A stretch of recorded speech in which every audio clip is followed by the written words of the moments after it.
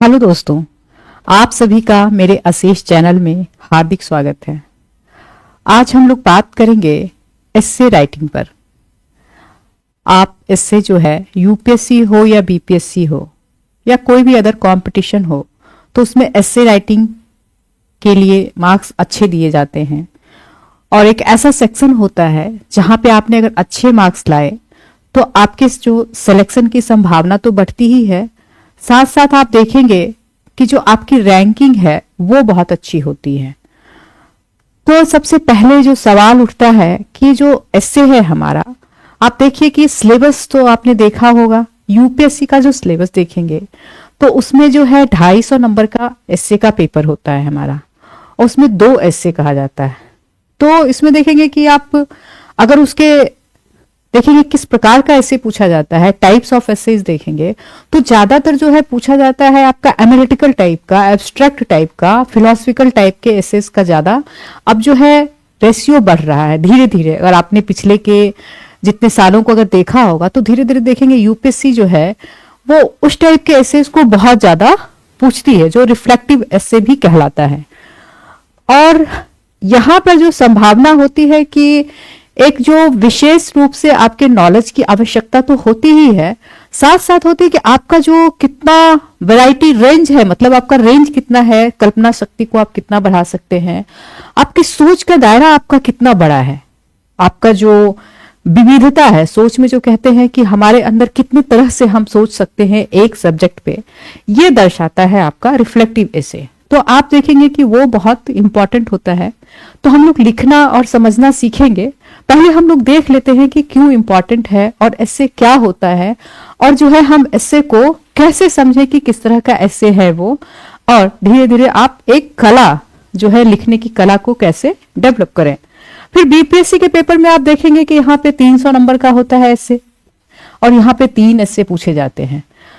तो इसमें जो है एक एस्से, 2 एस्से में बहुत ज्यादा, मतलब एक फिलोसफिकल टाइप का हो गया, एक जनरल टाइप का हो गया, और जो तीसरा एस्से होता है ये लोकल प्रोवर्ब पे पूछा जाता है, जो कि कहावतें हैं, हम लोग बचपन से सुनते आए हैं। तो ये जो है किस प्रकार का प्रोवर्ब है ये हम देखेंगे कि कैसे बीपीएससी ने पिछले 2 सालों में पूछा है। तो इस टाइप से आप देखेंगे तो आप डिवाइड कर सकते हैं एस्से के कैटेगरी को और एस्से को समझ सकते हैं। अब देखिए कि वेटेज, इसका इंपॉर्टेंस बहुत ज्यादा है। क्यों इंपॉर्टेंस ज्यादा है इसका? इसलिए क्योंकि आप 250 का एक पेपर जीएस का होता है, आपको पता है कि 4 पेपर होता है और 250 नंबर के होते हैं। तो यहाँ पे एक आपका एस्से का पेपर 250 का है, सिर्फ 2 एस्से लिखने हैं, और उसमें से आपको 250 मार्क्स में से आप देखेंगे कि एक अच्छा स्कोर 125 से लेकर 160 तक आप ला सकते हैं। ये रेंज है इसका। और आपको पता है कि हम जीएस के पेपर में बहुत मेहनत कर लें, तब भी जो हमारा एक मैक्सिमम मार्क्स जाता है तो 125, अच्छे मार्क्स में 125 और 130 जो है बहुत अच्छा करने वाले को ये मार्क्स मिलता है। लेकिन आप यहाँ पे एक वेटेज ले सकते हैं। अगर आप यूपीएससी का प्रिपरेशन सीरियसली कर रहे हैं तो आप बहुत बड़ा वेटेज यहाँ पर ले सकते हैं, और आपकी रैंकिंग बहुत अच्छी हो सकती है इससे। और लिखना भी आसान है। अगर आपने एस्से को समझ लिया तो एस्से जो है बहुत ही आसान है लिखना। और नहीं तो आपको पता है कि यहाँ पे रेंज जो है, अगर यूपीएससी का रेंज देखेंगे तो 0 मार्क्स भी मिलते हैं एस्से में। ये 0 मार्क्स मिलता है और 20-25 मार्क्स भी दे देते हैं। आप सोच लीजिए कि ये भी रेंज है यहाँ पे, क्योंकि हम बहुत कुछ ऐसा ड्रास्टिक लिखते हैं, कुछ ऐसा गलत करके आते हैं, कुछ ऐसी नेगेटिविटी डाल के आते हैं, जिसके कारण हमारे मार्क्स जो है बिल्कुल वो लगता है कि ऐसा तो नहीं होना चाहिए। तो एक संतुलित एस्से हमको लिखने की बहुत ज्यादा जरूरत होती है, कि आपका जो विचार है वो किसी अतिवादी दृष्टिकोण पर नहीं हो, आपके जो विचार हैं वो एक संतुलन दृष्टिकोण को लेकर चलता हो, आपका नजरिया किसी के प्रति देखने का कैसा है, किसी सब्जेक्ट के प्रति पॉजिटिव है या नेगेटिव है। तो इन सब एस्पेक्ट को आपको एस्से में देखा जाता है, क्योंकि ओवरऑल आप देखेंगे तो आपके पूरे व्यक्तित्व का एक तरह से देखेंगे परीक्षण हो जाता है यहाँ पे, कि आप 1000 से 1200 शब्द लिखते हैं तो कहीं ना कहीं आपके एक व्यक्तित्व का झलक मिलने लग जाता है। जो पढ़ते हैं पाठक, उनको मिलने लगता है कि आप जो है किस प्रकार के व्यक्ति हैं, और आप एक एडमिनिस्ट्रेशन में आके कैसा काम कर सकते हैं। इसलिए आप देखेंगे कि एसए को इतना महत्व दिया गया है, और एसए जो है एक तरह से आपका बहुत बड़ा डिसाइडिंग फैक्टर होता है। इसी तरह से बीपीएससी में भी आप देखेंगे पिछले 2 सालों से 300 नंबर का एसए पूछा जा रहा है, और एसए को यहां भी बहुत ज्यादा वेटेज दिया गया। 300 आपको पता है कि बीपीएससी में जो है जीएस के 2 पेपर होते हैं जो 300 के होते हैं, और 300 का एसए होता है। आप सोचिए कि ऑप्शनल को हटा दिया गया है, और ऑप्शनल को हटा के यहाँ पे बीपीएससी में एसए को इतना वेटेज दिया गया है। इसके पीछे कुछ तो आपका थिंकिंग रहा होगा ना, जो पेपर सेट कर रहे हैं उनके मन में कुछ तो थिंकिंग रहा होगा कि क्यों हम एसए डाल रहे हैं। तो इस जो भी एग्जामिनेशन का जो मतलब पैटर्न सेट करते हैं, वो बड़े बड़े लोग होते हैं जो बदलते सिनेरियो को देखते हैं, वो समाज की चीजों को देखते हैं कि हम जो है एक अच्छा से अच्छा एडमिनिस्ट्रेटर कैसे ले आ पाए, उसमें आखिर क्या गुण होने चाहिए जिसके कारण जो है एक अच्छा एडमिनिस्ट्रेटर हो। तो इस पे हमेशा आप रिसर्च होता रहता है कि हम क्या जोड़ें, कैसे जोड़ें, और किस प्रकार से हम यहाँ पे एक संतुलित व्यक्ति को लाएं, ताकि एक ऐसा डिसीजन ले पाए जो कि बहुत ज्यादा सोसाइटी के अगेंस्ट ना हो, ना बहुत ज्यादा ऐसा हो कि इतना रेडिकल हो कि सब चीजें मतलब तोड़ दे, या फिर ऐसा ले लें कि नेगेटिव हो कि बिल्कुल वो नेगेटिव सोचता है, या पक्षपात पूर्ण हो, बायसनेस हो उसके अंदर। ये सब चीजें आपको कौन बता देता है? एसए। क्योंकि जब आप आंसर लिखते हैं तो उसमें बहुत ज्यादा स्कोप नहीं होता है कि आप मतलब बहुत ज्यादा स्कोप नहीं है कि आप शब्द लिख सकते हैं, टू द पॉइंट लिखना होता है, तो आपके व्यक्तित्व को बहुत ज्यादा उस आंसर से नहीं पहचाना जा सकता है ना। तो यहाँ पे इसलिए जो है आपको ये डाला गया है कि एसए का पेपर इतना इंपॉर्टेंट है। तो अब एसए का उद्भव कहां से हुआ, एसए का क्या मतलब है, इन सब चीजों से ज्यादा इंपॉर्टेंट है कि हम ये समझें कि एसए जो है ये क्या होता है, जहां से हम लोग को शुरू करना चाहिए। तो देखिए, सबसे पहले हम देखते हैं कि एसए क्या है। एक राइटिंग स्टाइल है, विधा है। जैसे कि आप देखते हैं कि उपन्यास है, आप कहानियां पढ़ते हैं, आप फिल्म देखते हैं, है ना। तो ये सब चीजें क्या है, एक स्टाइल ऑफ राइटिंग है जो कि बताता है कि किस तरह से हम लिख पाते हैं चीजों को, किस तरह से अपने विचार को हम दे पाते हैं, अपनी कल्पनाओं का सही जोड़ के किस तरह से यथार्थ को हम प्रस्तुत कर पाते हैं। आप देखेंगे कि आपको ज्यादातर फिल्में कौन सी अच्छी लगती हैं, जिनकी प्लॉटिंग बहुत अच्छी होती, कहानी अच्छी हो लेकिन वो कसी हुई हो, आपका एक एक पंक्ति एक एक चीज से जुड़ा हुआ हो, तो चाहे कहानी हो या फिर आपका उपन्यास हो, आपको ऐसा लगेगा कि हम उसको पढ़ते जाएं और लोग डूब जाते हैं, और उसके बाद उससे लगता है कि नहीं, ये जो है हमने यहाँ पे आपको मतलब पढ़ने के लिए प्रेरित करें, आपको मोटिवेट करें कि आप पढ़िए, और जब आप पढ़ना शुरू करें तो आप ऐसा लगे कि नहीं, मुझे पढ़ते जाना है। तो जस्ट लाइक एस्से है आपका, ये भी एक विधा है राइटिंग की। लेकिन एस्से और इसमें क्या फर्क है, आप देखिए। जो एस्से होता है और जो कहानी है, मतलब स्टोरी है, उपन्यास है, इस सब में क्या फर्क है? यहां पे आपके लिए क्या है कि पात्र होते हैं, जो कैरेक्टर होते हैं, उसके माध्यम से आप चीजों को कहलवा लेते हैं। लेकिन एस्से में आपको कोई पात्र नहीं है, आपको अपने विचारों को 1000 से लेकर 1200 शब्दों में लिखना। सिर्फ वो एक केंद्र विचार दिया गया है, एक आपको हेडिंग दी गई है, शीर्षक दिया गया है, जिसमें कि आपको 1000 से लेकर 1200 तक शब्द लिखने हैं। तो आपने कभी सोचा है कि इसके बाद जो चीजें शुरू होती हैं कि लगता है कि मतलब 2 तरह के लोग आपको मिलेंगे एस्से में। ऐसा लगा जैसे किसी को लगा कि हम बचपन से ही चीजों को लिख रहे हैं, 1000-2000 शब्द लिखना उनके लिए बहुत आसान होता है। लेकिन कुछ लोग ऐसे होते हैं जिन्होंने कलम पकड़ी और वो आगे नहीं बढ़ पाते। ये तो एक नॉर्मल कंडीशन है कि हम कैसे एस्से को देखते हैं। अब कैसा लिखा नहीं लिखा ये दूसरी बात है, लेकिन किसी सब्जेक्ट को देख के आप उस पर कितना वर्ड सोच पा रहे हैं, कितना लिख पा रहे हैं, कितना समझ पा रहे हैं, ये पहली आपकी सीढ़ी होती है जहां से भी आपका एस्से राइटिंग का शुरुआत होता है। तो अगर आपको लगता है कि हम किसी भी सब्जेक्ट पे 1000 से 1200 तक शब्द लिखने के लिए हम तैयार हैं, तो पहले आप उसको लिखिए, उसको लिख के देखिए और उसको चेक करवाइए, अपना इवैल्यूएशन कीजिए कि हम जो लिख रहे हैं वो हम सही लिख रहे हैं या फिर हमारे में क्या सुधार की जरूरत है। क्योंकि आप अचानक से एग्जामिनेशन हॉल में जाके अगर उसे लिखना शुरू करेंगे तो आप बहुत अच्छा इससे कभी नहीं लिख पाएंगे। मानिए आप इस बात को कि जिनको भी लगता है कि हम बहुत अच्छा लिखते हैं, उनको एक बार प्रैक्टिस करनी चाहिए, इवेल्युएशन करवानी चाहिए। और हो सकता है कि आप बहुत अच्छा लिखते हो, लेकिन उसमें और सुधार की जो गुंजाइश है वो आपको समझ में आएगा और आप बहुत अच्छा मार्क्स ला सकते हैं। तो ये काम जरूर कीजिए। जो दूसरी कैटेगरी है, जिनको लगता है कि हम ऐसे जो है लिख ही नहीं सकते हैं, वो 100 वर्ड से 200 वर्ड, मतलब क्या ना 500 वर्ड में जाके रुक जाएंगे, उनसे समझ में नहीं आएगा। तो उनको सबसे पहले कोशिश करनी चाहिए किसी भी एक टॉपिक को हम जो है कितना एलिब्रेट कर सकते हैं, कितना हम उसको सोच सकते हैं, उसमें हम कितनी चीजों का इनपुट डाल सकते हैं। सोसाइटी से जोड़ सकते हैं, इकोनॉमी से जोड़ सकते हैं, इन्वायरमेंट से जोड़ सकते हैं, है ना, एथिक्स से जोड़ सकते हैं, हिस्ट्री से जोड़ सकते हैं।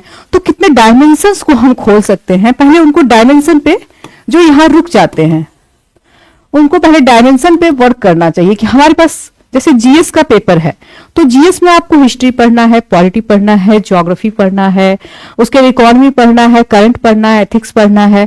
तो ये सब जो लाइन ऑफ एरिया है, मतलब आप उस सब में कितना आप सब्जेक्ट से, जीएस से उसको जोड़ के देख पाते हैं।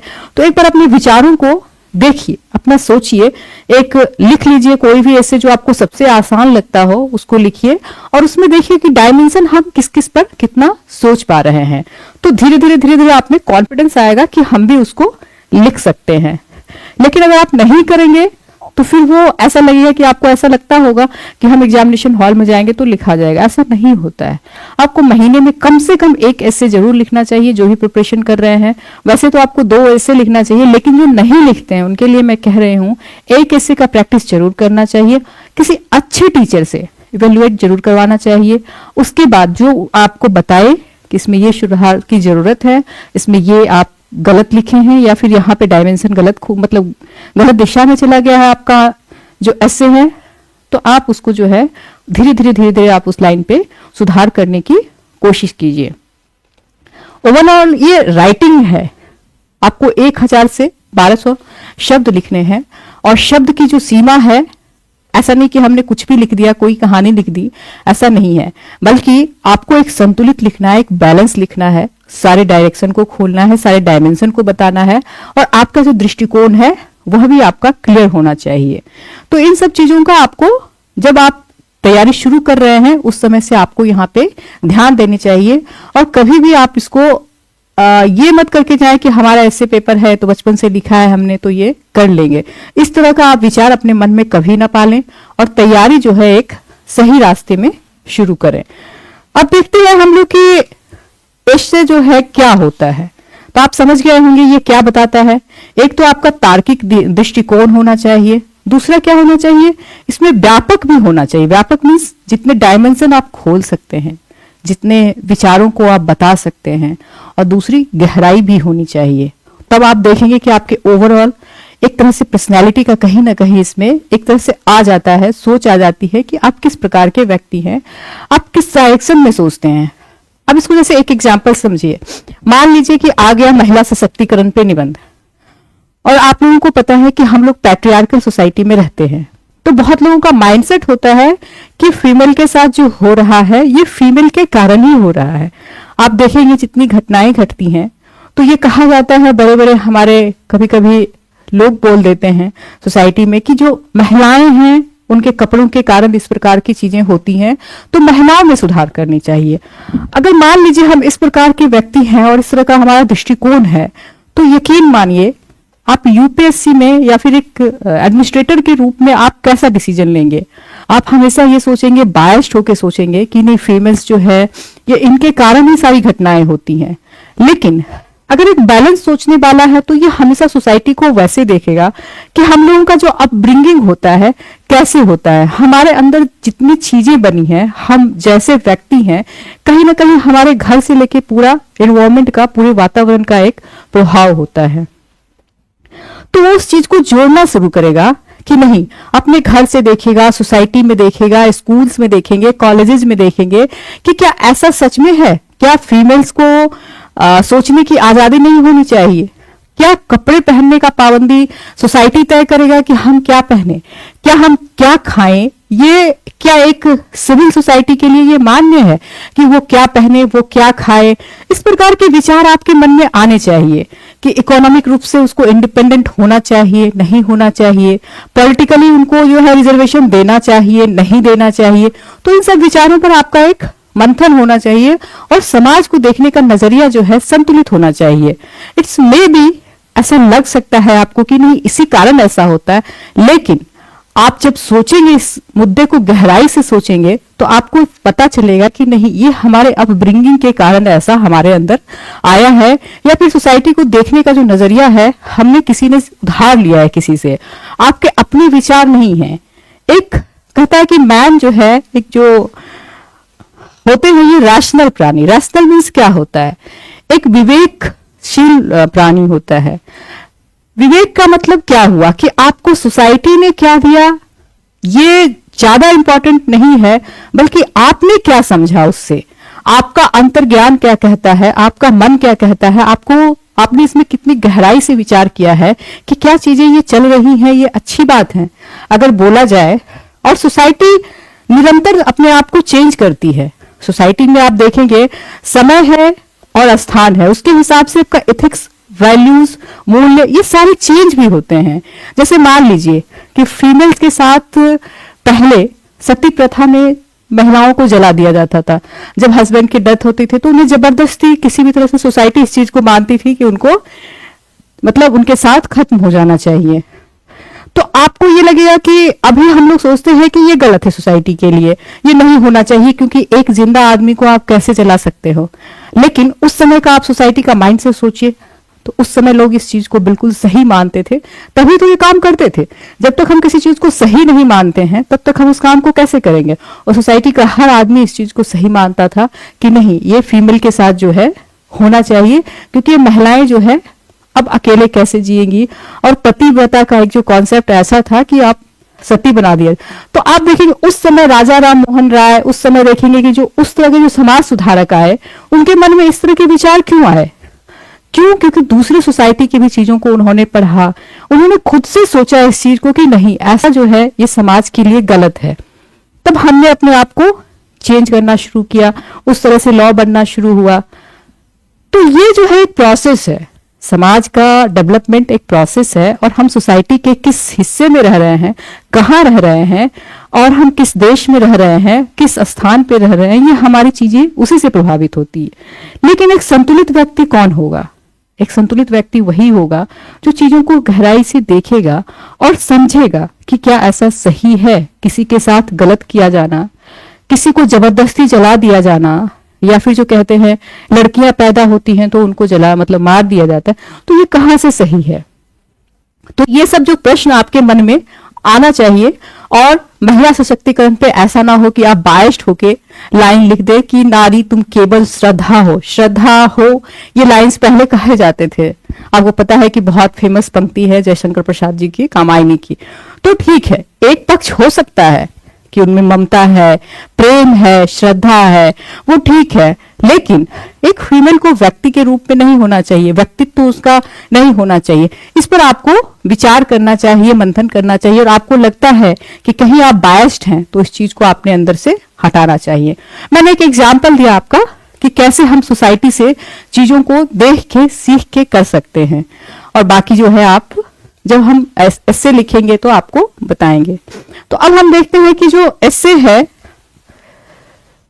वो आपका क्या है। तो ये एस्से जो है बहुत ज्यादा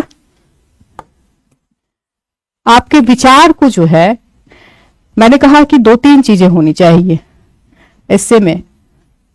सबसे पहले क्या होना चाहिए आपका, आप कोई भी सब्जेक्ट लेते हैं, एक तो आपका यहाँ पे केंद्रीय सब्जेक्ट होता है, एक जो है सेंट्रल थीम होता है। मतलब जब भी आप देखेंगे तो एक ऐसे आप उठाएंगे तो उसमें कोई ना कोई जो है एक सेंट्रल थीम होती है। जैसे कि आप देखिए एक ऐसे पूछा गया था कि हर भटकने वाले, यूपीएससी में जो पिछले साल क्वेश्चन पूछा था, not all who wander are lost. जो सभी भटकने वाले होते हैं गुम नहीं होते हैं। तो एक क्या है, आपको एक थीम दिया गया है कि सब भटकने वाले जो है गुम नहीं होते, लॉस्ट नहीं होते। इसी तरह से आप देखेंगे बीपीएससी में पूछा गया था, एक जो लोकल कहावत था, मूस मुटई है लोढ़ा होइए, ना हाथी ना घोड़ा होइए। तो आप देखेंगे कि एक सेंट्रल आपको थीम दिया गया, एक सब्जेक्ट दिया गया, आप उसमें जो है आपको क्या करना है, अपने विचारों को देखना है कि कैसे आपको ब्रेन स्टॉर्मिंग जो कहते हैं, कि किस तरह से आपको कितने डायरेक्शन में आप सोच पाते हो, कितने तरह के आप जो है यहाँ पे डायमेंशन खोल पाते हो। तो हम जो है सबसे पहले जब देखते हैं एस्से को, तो सबसे पहले हम उसके जो मेन थीम है उसको देखना इंपॉर्टेंट होता है। फिर आपके उसमें देखेंगे कि सब्जेक्ट है, और जब हम लिखना शुरू करते हैं तो एक सुव्यवस्थित होना चाहिए। अब मान लीजिए कि एक रूम है, एक घर है, गए तो सामान यहाँ, सोफा वहां होना चाहिए लेकिन सोफा यहाँ है, पलंग वहां पे है, उसके बाद आपको सब कुछ बिखरा बिखरा बिखरा, किताबें बिखरी हुई हैं, ये बिखरी हुई हैं, तो कैसा लगेगा आपको कि बिल्कुल ये जो है ऑर्डर में नहीं है कोई चीज, एक मतलब ऐसा लगे कि मिस किया हुआ है हर चीज को। चाहे खाना ही बना रहा है, कोई अच्छा खाना बनाता है तो खाना के हर चीज को जो हम कहते हैं कि उसको कैसा वे ऑफ, जो उनको देने का तरीका कैसा है, तो उसके आधार पे भी आप देखते हैं कि अच्छा ये जो है कैसा ये व्यक्ति होगा, उससे आप बहुत चीज उसके बारे में अंदाजा लगा सकते हैं। उस घर में जाएंगे, उस व्यक्ति के रहने का तरीका देखेंगे, उसके खाने का तरीका, उसके सामान रखने का तरीका, तो आपको लगेगा कि बहुत अरेंज्ड है, ये बहुत चीजों को सोचता है, बहुत अच्छे से उसको अरेंज करता है। तो आपको इस तरह से जो है यहाँ पे जो ऐसे होता है, यहाँ पे भी आपको एक व्यवस्थित देना है। ये नहीं कि हमने कुछ भी लिखा, एक लाइन कुछ लिखा, दूसरा आपको पता ही नहीं चले कि हम क्या लिखना चाहते थे, दूसरा कहां जुड़ गया, तीसरा कहां जुड़ गया। तो ये नहीं होना चाहिए, मिसमैच नहीं होना चाहिए। पहला सेंटेंस लिखा, उससे जुड़ा दूसरा, तीसरा, चौथा, ऐसे करके अगर आपने लिखा अरेंज वे में एकदम सुव्यवस्थित ढंग से, तो जो पढ़ने वाला है ना उसकी रोचकता बढ़ जाएगी, उसको लगेगा कि अरे क्या बात है, ये बंदा कितना अच्छा लिखता है, तो आप में इंटरेस्ट जगेगा और वो आगे पढ़ना शुरू करेगा। दूसरी बात क्या है, आपका क्रमबद्ध हो। क्रमबद्ध मतलब क्या हुआ आपका, जैसे अगर एक के बाद दूसरा, दूसरे के बाद तीसरा, तीसरे के बाद चौथा, ऐसा नहीं कि पहले हमने चौथा को उठा के लिख दिया फिर एक को जाके वहां लिख दिया। कहने का मतलब यह है कि आपने निबंध लिखा तो निष्कर्ष में जो आपको पहले लिखना था, आपको इंट्रोडक्शन में, उसने आपने जाके वहां पे कंक्लूजन में लिख दिया। तो ये गलती नहीं करनी है, क्रमबद्धता होनी चाहिए। फिर क्या होनी चाहिए, व्यापकता होनी चाहिए। व्यापकता कैसे आएगी आपकी, जब आपके डायमेंशंस बहुत सारे होंगे। ऐसा नहीं कि यूनि डायरेक्शन में आप जाके निबंध लिख पा रहे हैं, कितना व्यापक तरीके से, कितना दूर तक आप चीजों को सोच पाते हैं, समझ पाते हैं। एक किसी भी फीमेल को लेके या फिर किसी भी चीज को, कोई भी सब्जेक्ट हो, तो उसमें आपका जो है डायमेंशन कितना खोल सकते हैं, सोशल, इकोनॉमिकल, हिस्टोरिकल, जितना पर्सपेक्टिव आप देख सकते हैं उतना आपको देखेंगे उसमें। और ये जो है आपका सबसे इंपॉर्टेंट जो है गहराई। अब ये भी ना हो कि छिछला हो जाए, कि मतलब ऐसा लगे कि हाँ मतलब हमें लिख दिया है बस पढ़ना है, मतलब ये होता है कि गहराई कैसे आएगी। मान लीजिए आपने कोई निबंध लिखा है तो उसमें जो फैक्ट्स डालेंगे, सिर्फ ऐसा नहीं लगे कि हवा हवाई विचारों से, सिर्फ कल्पनाओं से आपने उसको लिख दिया है। व्यापक है, आपके बहुत अच्छी कल्पना शक्ति है, आपकी बहुत अच्छी थिंकिंग पावर है, आपने पूरा एकदम अच्छे से जोड़ दिया, लेकिन उसके पीछे का आपने रैशनल चीज नहीं दिया। जो आपके डेटा है, जो आपका जो कहते हैं आपका डेटा है, जो आंकड़ा होना चाहिए आपको देना चाहिए, जिस प्रकार की मान लीजिए कोई पेपर में इस तरह का है, कोई तथ्य है, तो आपको बिना तथ्य का आप देंगे तो इसकी जो व्यापकता है वो गड़बड़ हो जाएगी। तो तथ्य भी थोड़े होने चाहिए, थोड़े आंकड़े भी होने चाहिए, तो उस चीज से संबंधित आपको लगे कि फैक्ट्स हैं उसमें, तब जाके उसमें गहराई आती है। और सबसे ज्यादा इंपॉर्टेंट जब इसे लिखेंगे आप तो रोचकता बढ़ेगी, रोचक भी होनी चाहिए, आपकी राइटिंग स्किल भी अच्छी होनी चाहिए, आपका जो भाषा है, जिस भाषा में, हिंदी हो या इंग्लिश हो, जिस भाषा में आप लिख रहे हैं उसमें आपने शब्द का जो चयन किया है वो काफी सरल है, काफी सहज है, और जो अंडरस्टैंडिंग है आपकी वो मतलब सीधा वो पाठक के हृदय तक जाता है।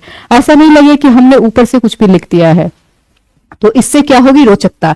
कोई कोई क्या करते हैं कि बहुत टफ शब्द ले लेते हैं, उनको लगता है कि हम बहुत अच्छी भाषा लिख रहे हैं।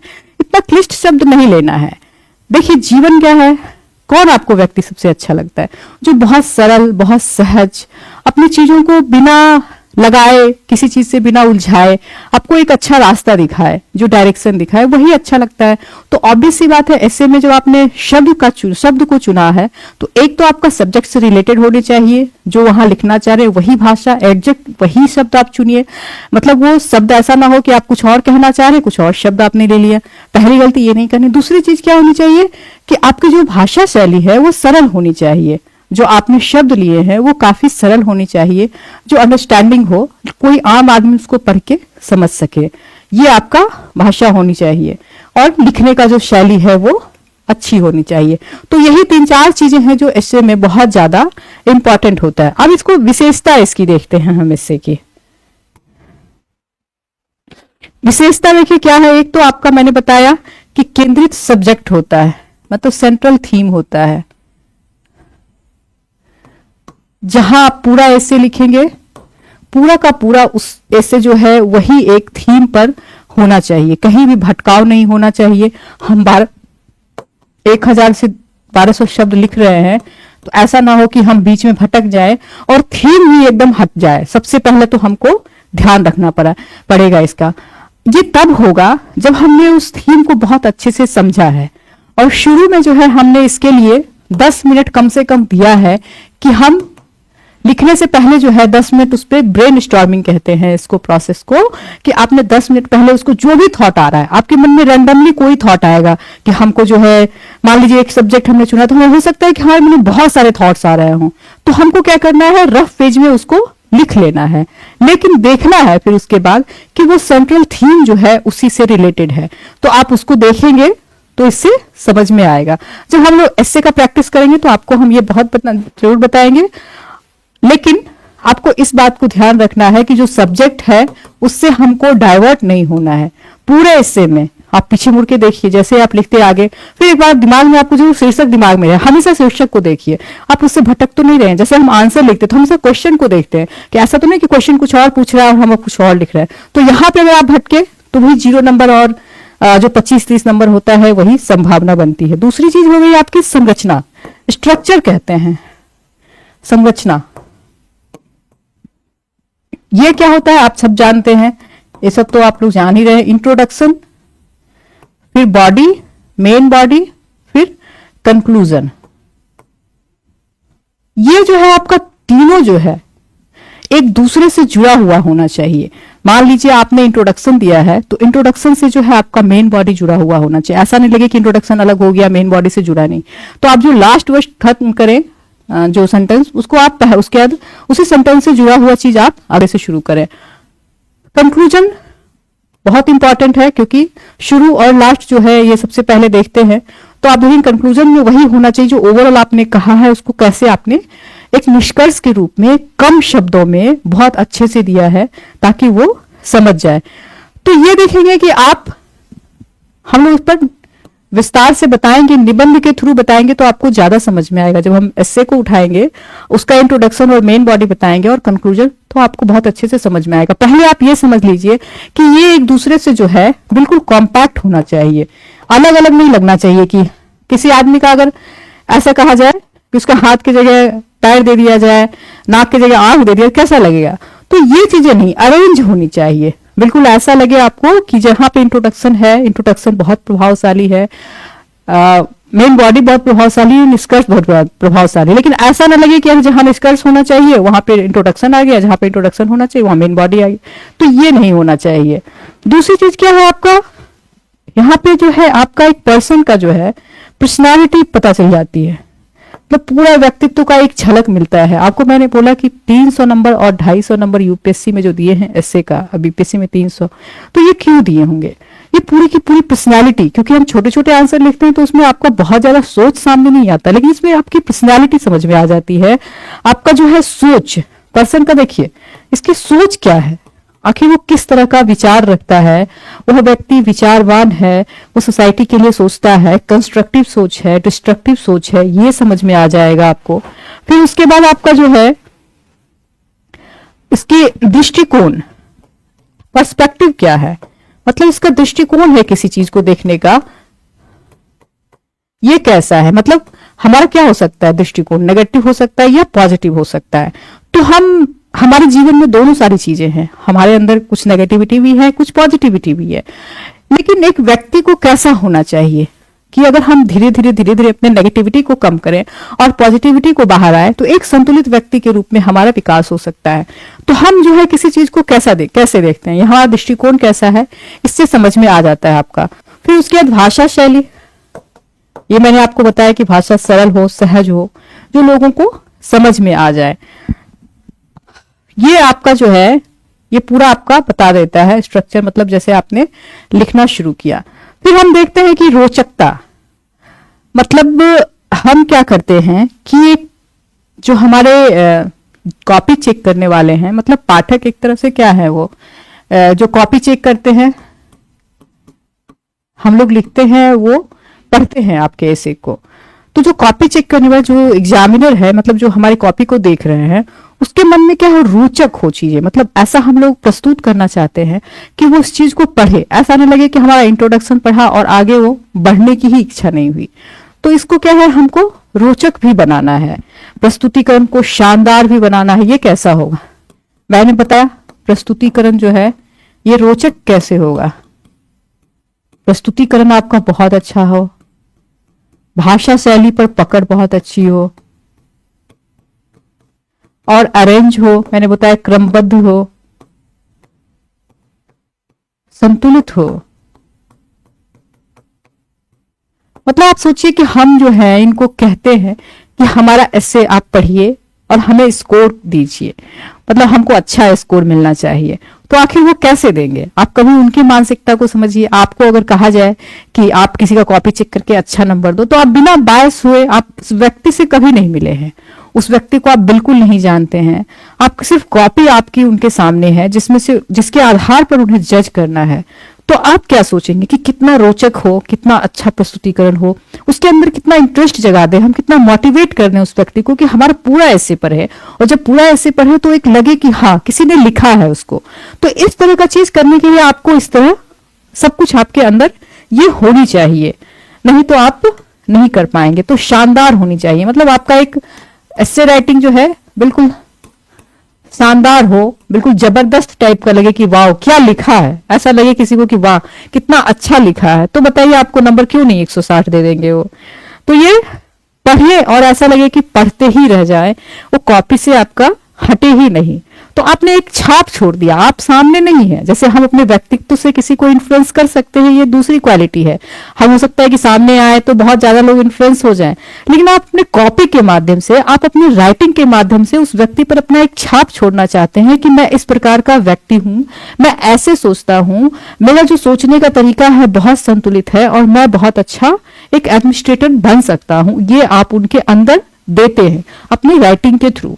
तो आपको इस तरह से लिखना पड़ेगा।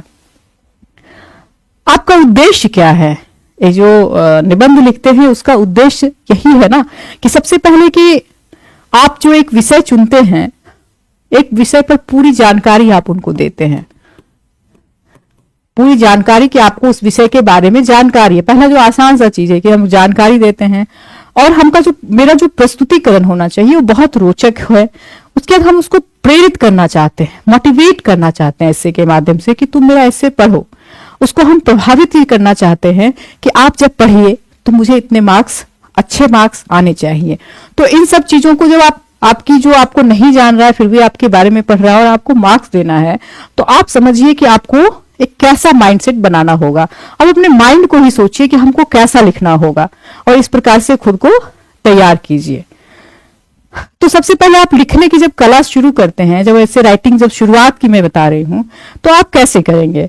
एक तो आपने जो विषय चयन करते हैं उसकी आपको सुस्पष्ट जानकारी हो। ऐसा रैंडमली आप कभी भी चयन ना करें। आपको जो भी विषय लगे कि हमको उस पर बहुत अच्छी से जानकारी है और मैं बहुत अच्छा लिख सकता हूं 1000 से 1200 वर्ड तक, मतलब शब्द तक, तो बहुत अच्छे से आप उसको डील कर सकते हैं। और साधारण हो भाषा आपकी, लेकिन बहुत प्रभावशाली होनी चाहिए। मैंने बोला क्रमबद्धता होनी चाहिए, मीन्स आपने जो आपके विचार हैं ये तार्किक हो और एक क्रमबद्ध हो। तार्किक के साथ साथ क्या हो, क्रमबद्धता भी उसमें हो, लॉजिक हो, गहराई मैंने बताया, लॉजिक बताया, और क्या हो वो क्रमबद्ध भी हो। आपका दृष्टिकोण स्पष्ट होना चाहिए। देखिए, दो तीन तरह के लोग होते हैं। एक तो वो होते हैं जो बिल्कुल उनका सब कुछ को देखने का नजरिया बिल्कुल पॉजिटिव होता है, वो हर चीज को बहुत पॉजिटिव तरीके से, आप उनसे मिलेंगे तो खुशी होगी, आपको लगेगा कि वाह क्या शानदार व्यक्ति से मिले हैं। दूसरा होता है जो बहुत नेगेटिव होते हैं, और इतना नेगेटिव होते हैं कि हर चीज को जो है, हर चीज के उसको नेगेटिविटी का वो दिखता है। और तीसरा वो होता है दोनों में से कहीं नहीं होता, बहुत ढुलमुल टाइप का होता है, जब इधर आए तो उधर हो गए, उधर आए तो उधर। तो इस तरह का नजरिया आपको नहीं अपनाना है।